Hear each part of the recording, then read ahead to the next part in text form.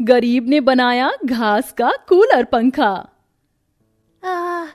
माँ दादी कितनी गर्मी हो रही है। आप लोग कैसे इस आंगन में बैठे हो, वो भी इस चिलचिलाती धूप वाली गर्मी में। मुझसे तो बैठा ही नहीं जा रहा। मुझे ना ठंडी ठंडी कुल्फी खाने का मन कर रहा है या फिर बर्फ वाला पानी।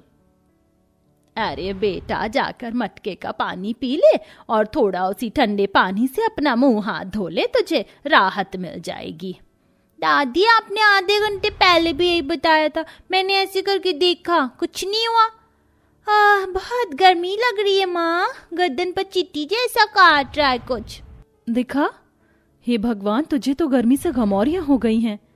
माँ पापा से बोलकर घर में पंखा लगवा लो ना, सबके घर में कूलर और एसी है, हमारे घर एक पंखा भी नहीं है। आपको भी गर्मी लग रही होगी, आप अंदर बैठ जाओ वरना मेरा छोटा बाबू पेटू में लोई लोई करेगा। अरे पहले अपने बाबू को आने तो दे। वैसे सच में मैं भी इस गर्मी से बहुत परेशान हो रही हूँ। देखना, माँ जी अभी तक कोई भी हमारा घास का बना पंखा खरीदने नहीं आया। बिक जाएंगे बहू, परेशान मत हो। मैंने और हाथ वाले घास के पंखे बना लिए। अब तू अंदर जाकर खाना खा, मैं यहीं पर बैठती हूँ। अरे माँ जी, आप मेरी चिंता मत कीजिए, मैं यहाँ पर बैठी हूँ, पहले आप खाना खा लीजिए। नहीं बहू, तू पेट से है, पहले तू खाना खा।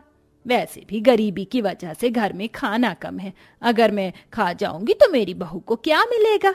मोहिनी बिटिया, तू मेरे पास बैठ, मैं तेरी इसी पंखे से हवा कर देती हूँ।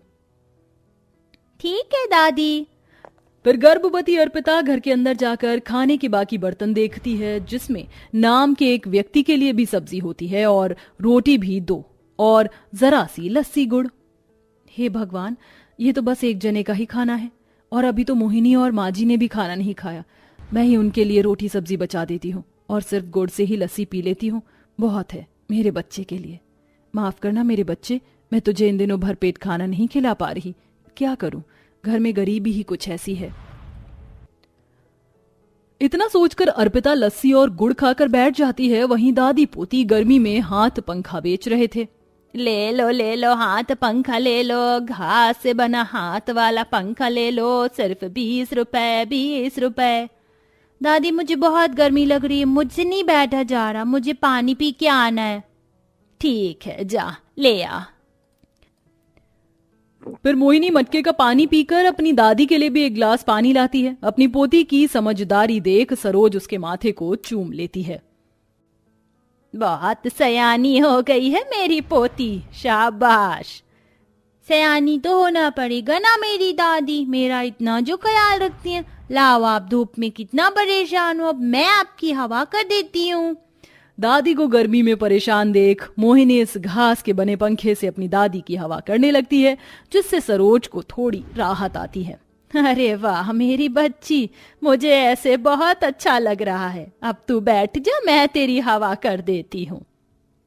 फिर सरोज अपने खुद के हाथ से बने घास वाले पंखे से हवा करने लगती है, जिससे मोहिनी को कानों के पास गदगदी होने लगती है। आले आले आले दादी, ऐसी हवा कौन करता है? मुझे आपके पंखे से ठंडी ठंडी हवा लग रही है, गुदगुदी हो रही है।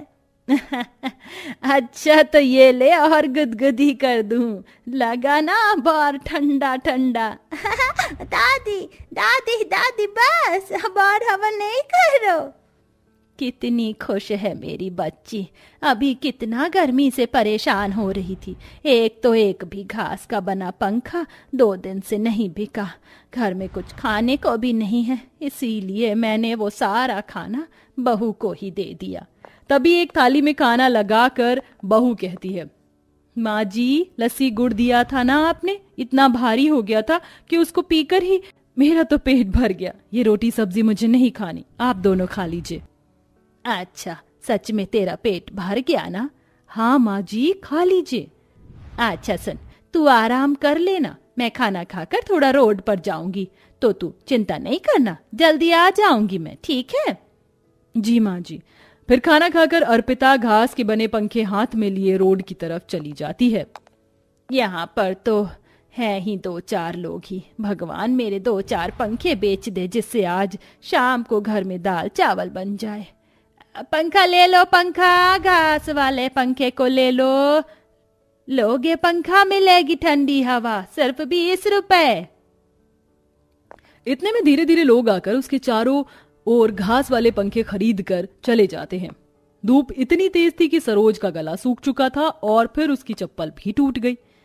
ऐसे ही चल लेती हूँ। धूप की वजह से जमीन इतनी गर्म है कि नंगे पांव पैर जल रहे हैं। अब सरोज नंगे पांव रोड पर ऐसे ही चलती है जिससे उसके पांव में छाले पड़ जाते हैं और वह उन्हें पैसों से थोड़े चावल खरीद घर लौटती है और पैरों के छालों पर राहत देने के लिए घर में पड़े मेहंदी के पत्तों को पीसकर पांव पर लगाती है। ये देख बहू बोलती है, हे भगवान, माँ जी आपके पांव में इतने छाले कैसे पड़ गए? वो बहू चप्पल टूट गई थी, अब उससे चला नहीं जा रहा था तो नंगे पांव ही आना पड़ा और चिलचिलाती धूप की वजह से ऐसा हो गया। तो चिंता मत कर, मैं ठीक हूँ। क्या ठीक है आप? देखना कैसी हालत हो गई है। अब आप कहीं नहीं जाएंगी आएंगी गर्मी में तो। और ये दाल चावल कहाँ से आए? माँ जी हम पर तो पैसे नहीं थे। वो बहू, अब यहाँ घर के पास लोग ही नहीं गुजर रहे थे, इसलिए घास वाले पंखे बाहर बेचने चली गई थी।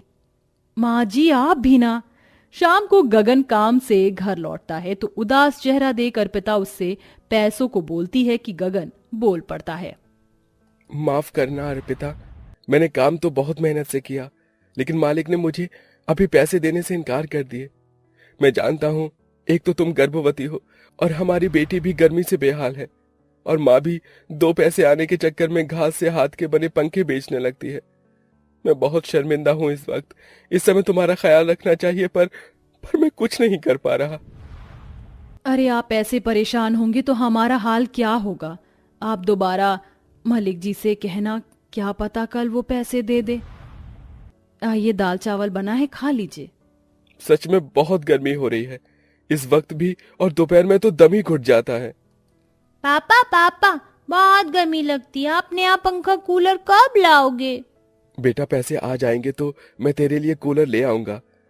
आजा, इससे हवा कर देता हूँ। गगन अपनी बेटी के घास वाले पंखे से हवा करता है। इतने में एक साधु बाबा खाना मांगते हैं। हरिओम बेटा, अरे बहुत प्यासा हूँ और भूख भी लगी है, कुछ खाने को होगा? हाँ, आप बैठ जाइए, बहू तू खाना लेकर आ जा। फिर घर के लोग पेट भरकर साधु बाबा को खाना खिलाते हैं। साथ ही सास अपने घास वाले पंखे से साधु बाबा की हवा करती रहती है। घर का खाना खत्म हो जाता है और साधु बाबा सेवा से खुश होते हैं। बाबा आपको कुछ और चाहिए? नहीं बेटी, तुम सब लोगों ने मेरी बहुत सेवा की है, इतना भरपेट खाना किसी ने नहीं खिलाया। मेरे पास कुछ है पर तुम लोग ये रख लो और मेरे जाने के बाद ही खोलना। शुक्रिया बाबा, इसकी क्या जरूरत थी। साधु बाबा हरिओम करके चला जाता है और घर वाले उस पोटली को खोलते हैं जिसके अंदर एक कूलर की जादुई मोटर होती है, जिसकी रोशनी घास वाले पंखे पर पड़ती है और जादू से वह दोनों एक दूसरे में समाकर जादुई घास का बड़ा सा कूलर बन जाता है। ये देख घर वाले हैरान हो जाते हैं। हे भगवान, ये एकदम जादू की तरह इतना बड़ा कूलर कैसे बन गया, वो भी घास का? जादू की तरह नहीं, शायद ये जादू वाला ही घास का कूलर हो। हाँ गगन, कहीं ये उन्हीं साधु बाबा का चमत्कार तो नहीं है? वो हमसे खुश जो हो गए थे, लगता है अब हमें गर्मी से राहत मिल जाएगी। माँ, ये तो बहुत बड़ा कूलर लग रहा है, जरा इसे चलाओ ना। मेरे जादुई कूलर, चल जाओ ना, मुझे ठंडी हवा दो ना। मैं अभी तुम्हें ठंडी ठंडी हवा देता हूँ। ये बोलते ही कूलर सबको बहुत ठंडी ठंडी हवा देने लगता है। अरे वाह माँ जी, इसकी हवा तो बिल्कुल एसी की तरह लग रही है। हाँ बहू, ये तो लग ही नहीं रहा कि घास का कूलर है। चलो, हमारी गर्मी की समस्या तो खत्म हुई, लेकिन बहू खाना भी खत्म हो गया है। अब हम खाएंगे क्या? चिंता मत करो, मैं हूं ना, ये लो। तभी जादुई घास वाले कूलर के कहते ही 4 बड़ी बड़ी पकवान और मिष्ठान से भरी थाली उन सब के सामने सज जाती है।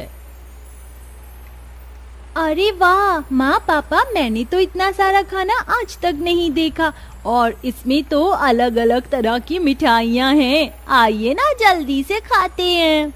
हाँ हाँ चलो खाते हैं। सभी लोग पेट भरकर खाना खा लेते हैं। जादुई घास वाले कूलर, तुम तो बोल भी सकते हो।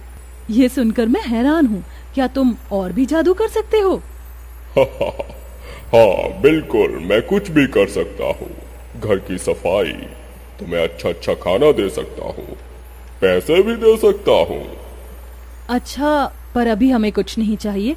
अब बस ठंडी ठंडी हवा के सामने सोना है। हाँ हाँ, आराम से सो जाओ और कितना भी चला सकते हो। मेरे से कोई बिजली का बिल नहीं आएगा, ना ही मुझे पानी की जरूरत है। मेरी घास से हमेशा तुम्हें ठंडक लगेगी। फिर सभी उस जादुई घास वाले कूलर के सामने सो जाते हैं। अगले दिन बड़े प्यार से उठते हैं। अब तो दोपहर की चिलचिलाती धूप में भी उन्हें गर्मी नहीं लगती, क्योंकि घास वाला कूलर कमरे को एसी की तरह ठंडा रखता है। जादुई कूलर, तुम घर की सफाई कर सकते हो ना, तो करके दिखाओ। देखो ना, मम्मी मेरे छोटे से बाबू को लाने वाली है। मैं उनसे काम नहीं करवाना चाहती। अच्छा ठीक है। फिर जादुई घास कूलर अपनी ठंडी हवाओं से पूरे घर को चकाचक साफ कर देता है। ये देख मोहिनी जोर जोर से ताली बजाने लगती है। चलो अच्छा है, अब अर्पिता को काम नहीं करना पड़ेगा। तुम सच में बहुत अच्छे हो जादुई कूलर। काश मेरे पास थोड़े पैसे होते तो मैं कोई दूसरा काम शुरू कर पाता। अरे मैं हूँ ना तुम्हारी चिंताएं दूर करने के लिए। तभी जादुई घास वाला कूलर ठंडी ठंडी हवाओं के साथ सोने के सिक्के और नोटों की बारिश कर देता है, जिसे देखकर घर वाले फिर हैरान हो जाते हैं। अब तुम्हें परेशान होने की कोई जरूरत नहीं है। तुम इससे अपने नए व्यापार की शुरुआत करो, देखना सब कुछ अच्छा होगा। शुक्रिया जादुई कूलर, तुम सच में हमारे जीवन में खुशियों की तरंगें लाए हो। फिर उसी दिन से मोहन उन पैसों से मंडी से थोड़ी सब्जियां खरीदकर बाजार में बेचने लगता है और शाम को फलों का रस बना कर देता है, जिससे वह सुबह शाम मेहनत करके अपने घर की आर्थिक स्थिति को खत्म करता है। फिर उसकी पत्नी एक प्यारे से बेटे को जन्म देती है, जिसके बाद वह खुशी खुशी रहने लगते हैं और जादुई घास कूलर की वजह से अब उन्हें गर्मी से भी निजात मिल जाती है।